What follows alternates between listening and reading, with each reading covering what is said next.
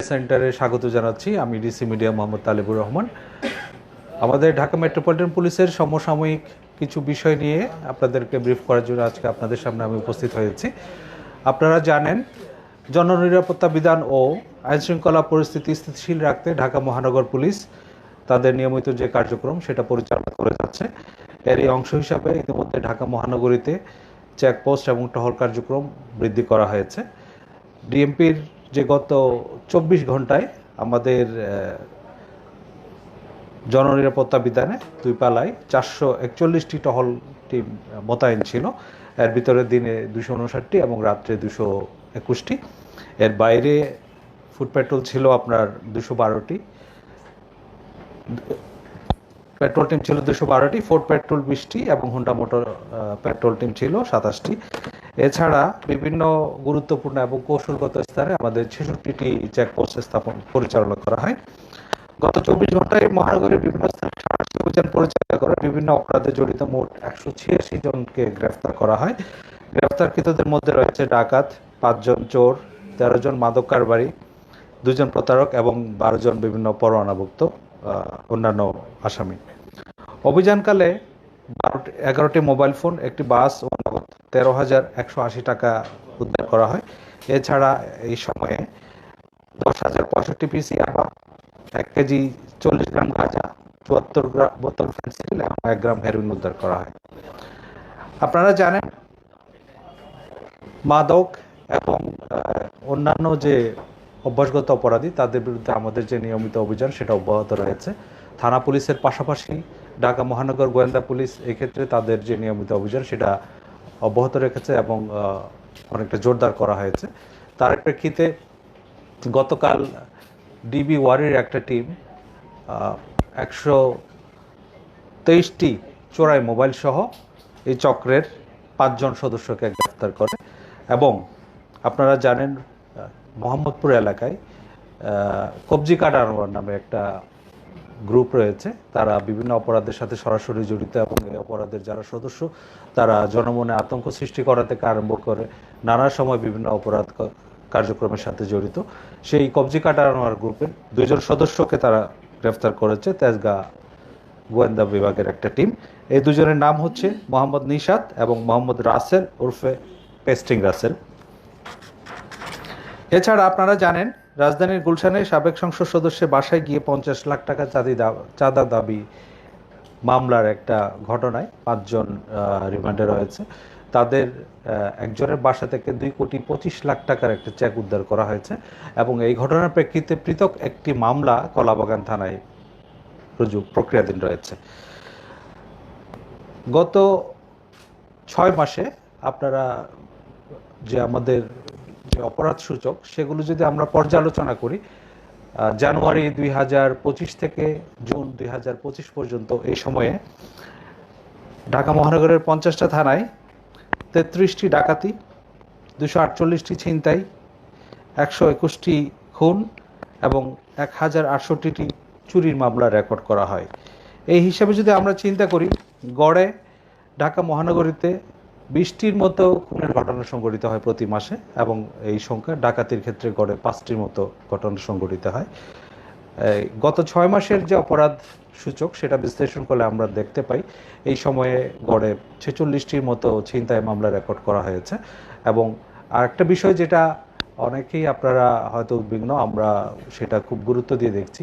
আমাদের কাছে যখনই কোনো অভিযোগ আসে সেটা আমরা অবশ্যই মামলা হিসাবে রেকর্ড করি, সেটা হচ্ছে চাঁদাবাজি। গত 6 মাসের পরিসংখ্যান আমরা দেখছি ডিএমপিতে গড়ে প্রায় প্রতি মাসে 70টির মতো চাঁদাবাজির ঘটনা রেকর্ড করা হয়। এখানে চাঁদাবাজি শুধুমাত্র এককভাবে চাঁদাবাজি না, হয়তো কোনো চাঁদাবাজির সেকশন থাকলে সেটাও কিন্তু চাঁদাবাজির মামলা হিসেবে আমরা ধরেছি। তো সার্বিকভাবে বলতে গেলে ডিএমপির বর্তমান যে আইনশৃঙ্খলা পরিস্থিতি সেটা আমরা স্থিতিশীল আছে বলে মনে করি। এর বাইরে আমরা যে আমাদের নিয়মিত পুলিশি কার্যক্রম সেটা অব্যাহত রেখেছি। আমাদের দুটো বিষয় রয়েছে, একটা হচ্ছে অপরাধ প্রতিরোধে যে প্রিভেন্টিভ যে কার্যক্রমগুলো সেগুলো, এবং যেসব ঘটনা ঘটে যাচ্ছে সেগুলো আমরা দ্রুত সময়ের ভিতরে রহস্য উদ্ঘাটন করে সেটা ডিটেকশনের কাজ। আপনারা জেনে আনন্দিত হবেন, সাম্প্রতিক সময়ে যেসব চাঞ্চল্যকর ঘটনা ঘটেছে বেশিরভাগ ক্ষেত্রেই আমরা সেগুলো রহস্য উদ্ঘাটন করতে সক্ষম হয়েছি এবং যারা এইসব ঘটনার সাথে জড়িত ছিল তাদেরকে আইনের আওতায় নিয়ে আসতে সক্ষম হয়েছি। তার একটা অন্যতম উদাহরণ হচ্ছে সম্প্রতি রাজধানীর যে চাঞ্চল্যকর সোহাগ হত্যা মামলা। আপনারা জানেন ইতিমধ্যে এই ঘটনায় 12 জনকে গ্রেফতার করা হয়েছে এবং তার মধ্যে 9 জন স্বীকারোক্তিমূলক জবানবন্দি প্রদান করেছে। এই ক্ষেত্রে এজাহার নামীয় এবং এজাহার বহির্ভূত গুরুত্বপূর্ণ আসামি যারা রয়েছে তাদেরকে আমরা গ্রেফতার করেছি এবং আর যারা পলাতক রয়েছে তাদেরকেও গ্রেফতার প্রক্রিয়াধীন রয়েছে। আর একটা বিষয় আমাদের নিয়মিত কার্যক্রম যেটা ট্রাফিক ব্যবস্থাপনা।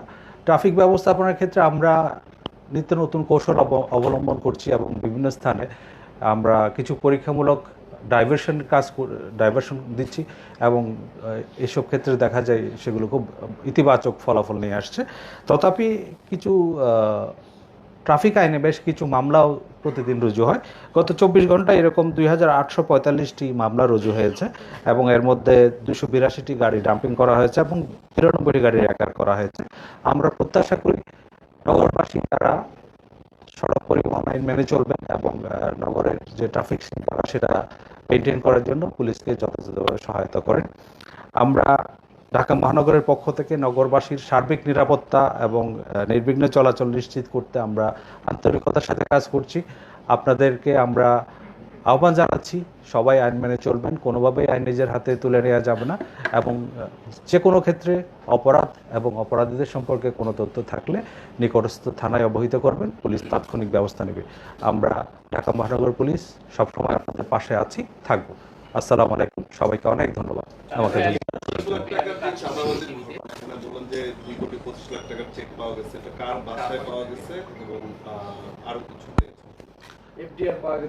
এটা আমরা তদন্তাধীন রয়েছে। একটা চেকের এখানে বিষয় আসছে 2,25,00,000 টাকার। এটা এই মামলায় যে গ্রেফতারকৃত রিয়াদ নামে একজন।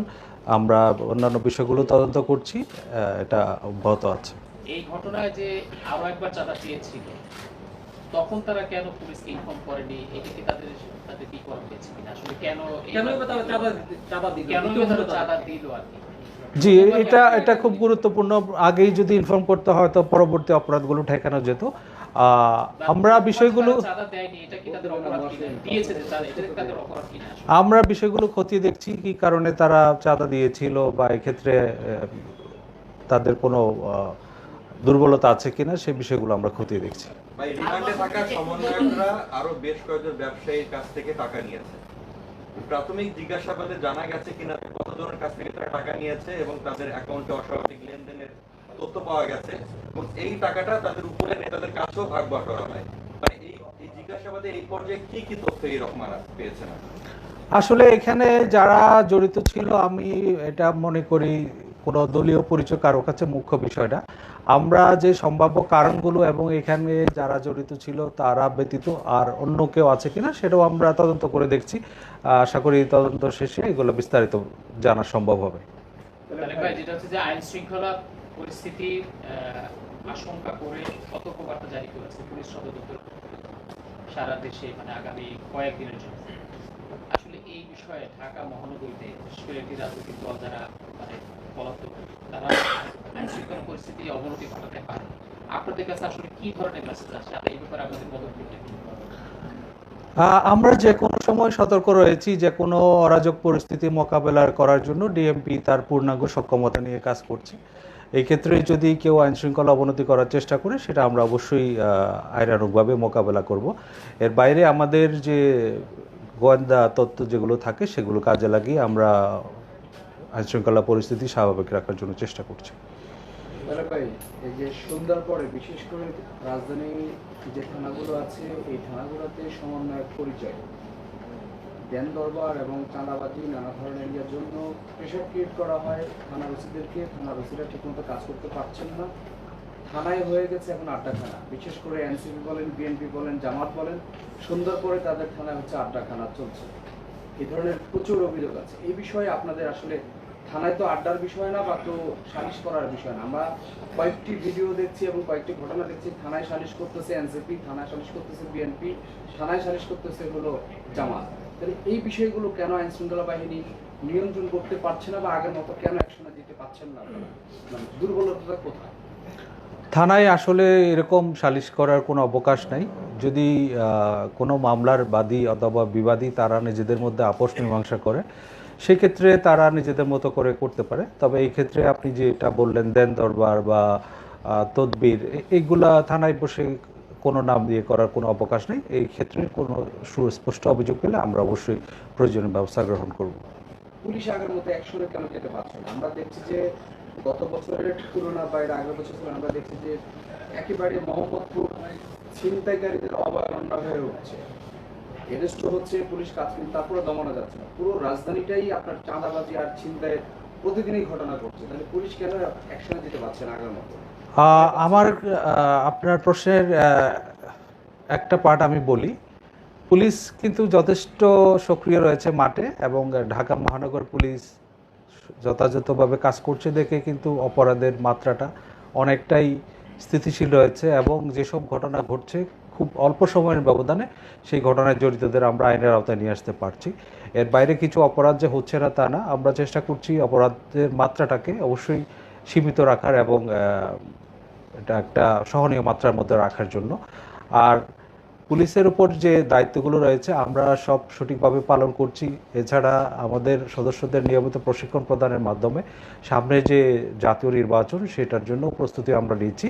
সার্বিকভাবে বলতে পারি আমরা আমাদের উপর যে অর্পিত দায়িত্ব সেটা পালন করছি, এবং আমাদের সদস্যরা যথেষ্ট দৃঢ় মনোবল নিয়ে তাদের উপর অর্পিত দায়িত্ব পালন করে যাচ্ছে।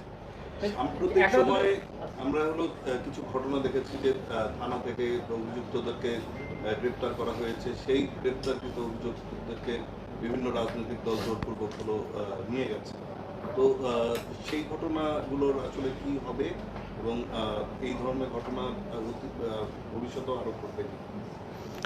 এরকম চিহ্নিত কোনো অপরাধীকে থানা থেকে ছাড়িয়ে নেওয়ার কোনো সুযোগ নাই, এরকম কোনো ঘটনা ঘটেছে বলে আমার মনে হয় না। চিহ্নিত না, মানে এখন রাস্তাঘাটেও যদি অপরাধ হয় সেখান থেকেও তো একজন অপরাধী, তাই না? যে অপরাধ করবে সেই জন্য চিহ্নিত হওয়া প্রয়োজন, সেটা তো বিষয় না। কিন্তু যে ব্যক্তি চিহ্নিত বলতে আমি বলতে চাইছি কোনো মামলার এজাহারভুক্ত অথবা কোনো অভ্যাসগত অপরাধী এরকম ছাড়িয়ে নেওয়ার কোনো অবকাশ নেই। হ্যাঁ, আমি বুঝতে পেরেছি আপনি কি বলেছেন, কিন্তু একজন মানুষ মামলা করেছে বা অভিযোগ দায়ের করেছে, সেই ব্যক্তিকে গ্রেফতার করা হয়েছে, এরকম ব্যক্তিকেও কিন্তু থানা থেকে জোরপূর্বক নিয়ে যাওয়া হয়েছে, যেটা আমরা দেখেছি। তো এই বিষয়গুলো নিয়ে আপনারা কি ধরনের পদক্ষেপ নেবে আপনাদের, এবং ভবিষ্যতে এই ধরনের ঘটনার বিরুদ্ধে আপনাদের অবস্থানটা কি? এটা তো কোনো সুযোগ নেই। কোনো মামলার যে জাহারনামী আসামি অথবা কোনো চিহ্নিত অপরাধী যাদের নামে ওয়ারেন্ট রয়েছে, এরকম মামলার বা এরকম কোনো অপরাধীকে থানা থেকে ছাড়িয়ে নেওয়ার কোনো সুযোগ নেই। অবশ্যই সব কিছু আইনি প্রক্রিয়ার মধ্যে আসতে হবে। এই মামলার যারাই জড়িত থাকুক না কেন তাদেরকে অবশ্যই আইনের আওতায় নিয়ে আসতে হবে, এবং সেই বিষয়টা মাথায় রেখে আমরা আমাদের যে পুলিশি যে তদন্ত সেটা পরিচালনা করছি। ধন্যবাদ সবাইকে আজকের মতো। আসসালাম।